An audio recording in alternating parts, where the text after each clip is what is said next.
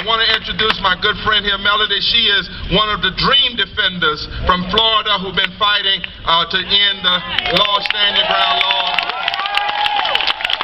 So today I normally would stay the whole while. I want you to stay. I'm going to share, and I have to run to Charlotte, but when I heard you were organizing in Lincolnton, and when I heard you were calling people from around other counties, and when I heard that you were going to stand up here in Lincolnton, there was no way we could have these 13 rallies in 13 different areas and not come through Lincolnton and come through this part of the country. Well, I know that when you see black and white and young and old and rich and poor coming together in Lincolnton, we're not in a moment, we're in a movement. 50 years ago, Dr. King told the devotees of civil rights and human rights who came from all over the country and from all backgrounds, from all over the world, and races and incomes and creeds and colors, Dr. King told them where they were, and he told them who they were.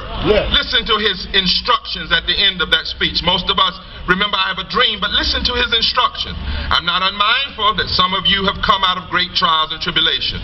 Some of you have come fresh from narrow jail cells and areas where your quest for freedom has left you battered by the storms of persecution and staggered by the winds of police brutality.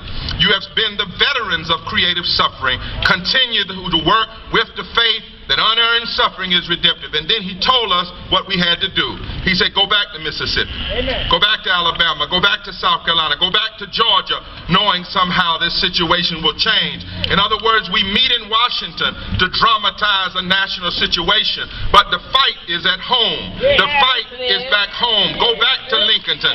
Go back to Charlotte. Go back to North Carolina. That's where we must do our work. And I want you to know that we are children of that instruction. We are children of that instruction.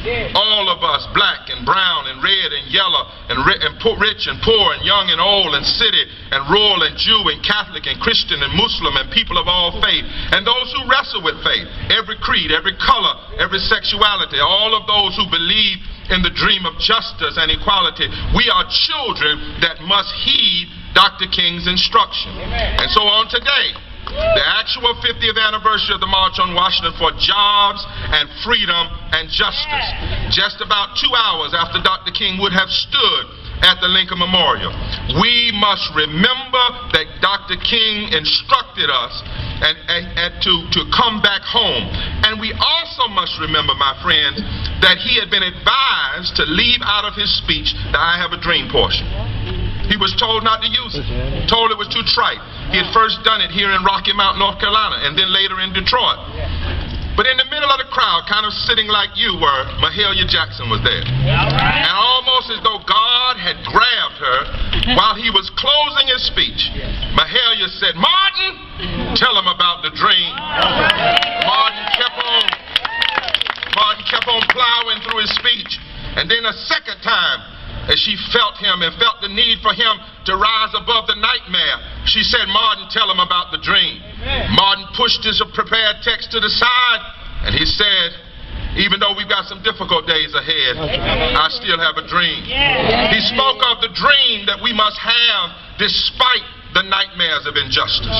He spoke of the dream that we must have over against the legal tactics of interposition and nullification, the attempts to use all kinds of tactics to deny justice and full implementation of our constitutional right.